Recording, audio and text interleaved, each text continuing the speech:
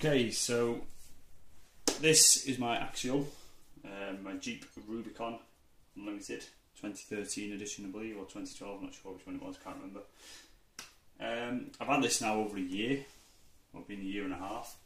As you can see, it's not quite stock.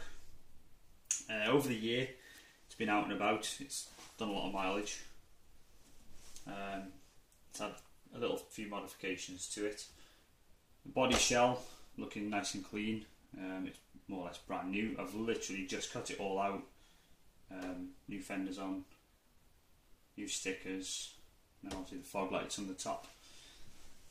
My old one had been running to the ground a bit, paintwork started getting a bit shoddy, started cracking here, there and everywhere on the arches, etc. So I thought I'd get a new one, nice and new, to then go with my nice new tyres and my new wheels.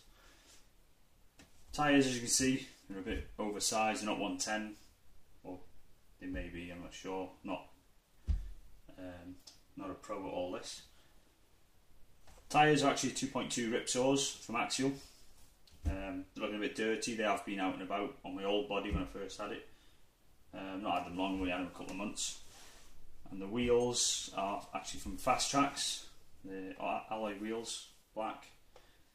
Beadlock also as well. So if I want to change my tyres, I can.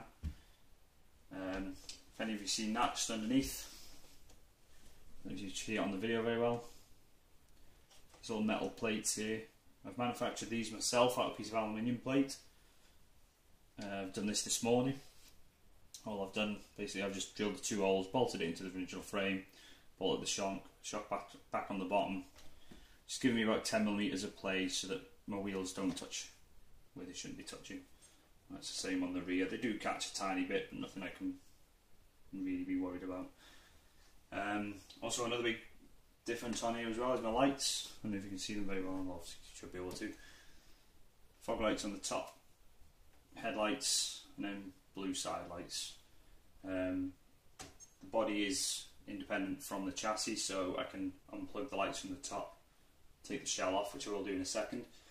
The blue lights permanently wired in, so they're permanently on, but it's a nice little feature to have. Again, underneath I've got the aluminium steering rods. I found that the original ones are a bit too flexible, so straight away upgraded that. Also, if I just pop this lid off so you can see inside. It's a bit messy, I haven't finished the wiring yet, I'm still in the middle of upgrading and sorting this out. You can see I can unplug, throw away the body. Electronics I've waterproofed apart from the batteries. I'm in the process of doing that, that's one of my next jobs. I'm hoping to make a battery tray and then wheel arches, also stop any splashback. ESC I'd opened up and plastic coated it inside. Same as the receiver, which is inside the box, which is also a bit sealed up as well. It's more or less waterproof. Another thing that I've done as well from the stock on this side, the motor that came in originally was a 27 turn. I replaced it with a 55 turn. Gives you a bit more power.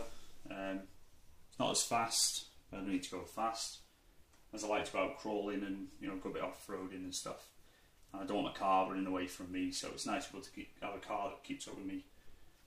Having a new motor with 55 turn also means I need to do some more upgrades, which underneath the lower links, I found that with the amount of torque that I had every time my wheels got snagged, lower links would bend the original plastic ones. So what I've done there, I've gone on eBay, nice cheap set of aluminium lower links, front and back. So this gives me the stability then, there's no twists in the shock, in the axles. It all works fine. So yeah, there's a few more upgrades I do want to do with it, it's obviously over time and money. There's a few more I'm going to be doing to it soon on my own without spending. Front bumper will need trimming, just a little thing I found. If I should turn and my shock comes up, as you can see it's in that front corner there. So all I'll do, I'll just trim this bit off, tidy it up and make it look more fitting in. But that's about it on that one. There is a slight bit of snagging on this side on the top of the shock, but to be fair, I don't think it'll ever raise to that and knock on there at all, so I shouldn't have to worry about that. So yeah, so that's my Jeep. I'm hoping I should be able to get out soon, and with winter coming up I can get out and do some snow videos or just some normal videos on it would be nice. I have done some in the past, but they never turned out very well. Software and stuff that I had back in the day was, let's put it this way, it was not very good. So now I can do some better videos, I can do some filming, I can take it out on my little trail. Those of you who have subscribed and seen my videos, I've got one of the Vitara twin hammers going out. I'll probably do the same trail again, but in slow motion with this, with a better definition camera. Speaking of the twin hammers, the spare wheel on the back of this one is actually off my twin hammers. It was the original spare wheel. 1.9s that were on this originally, they were put onto the twin hammers, which is no longer with me. I've sold that on, so some lucky person is whizzing on with that, hopefully doing a bit better than I did with it. So yeah, there's still a few more modifications I need to do. Obviously tidy up my wiring loom, insides, flashbacks, etc. Yeah, that's about it really on it.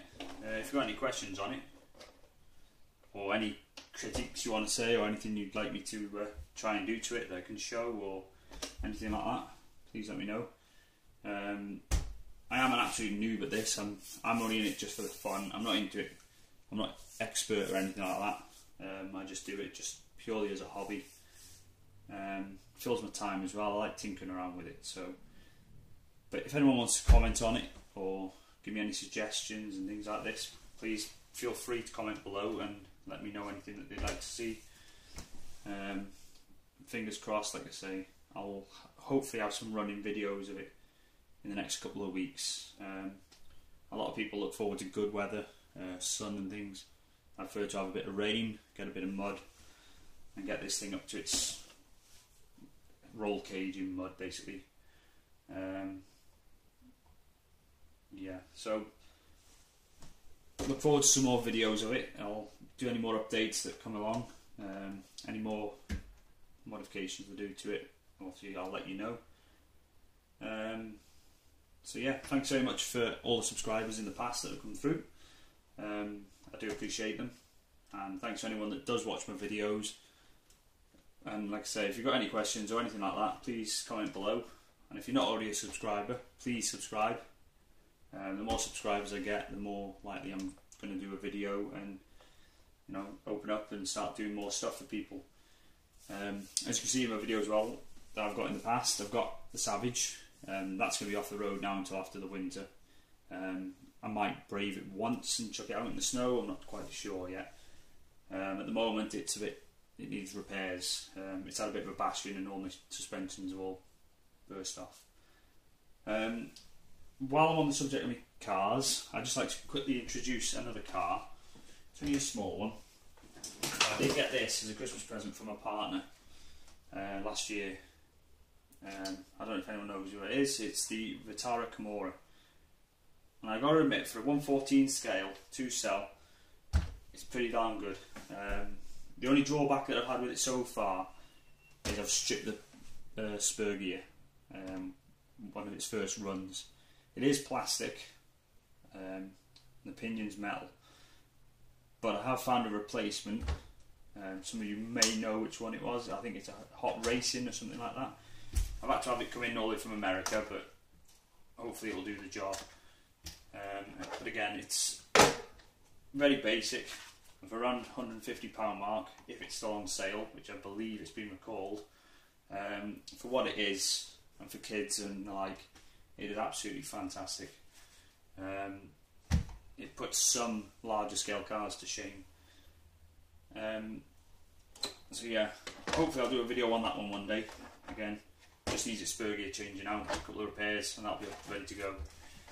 I'm hoping as well in the future, I know it's not like the same scale, work on. It's not the same scale or anything, but as a small project I was hoping, and if you can see where I'm going with this, I'm hoping to have a trailer for the Vitara. I'll make it myself, my own custom trailer, all aluminium hopefully, and I'll use the old spare wheels off my Vitara twin hammers.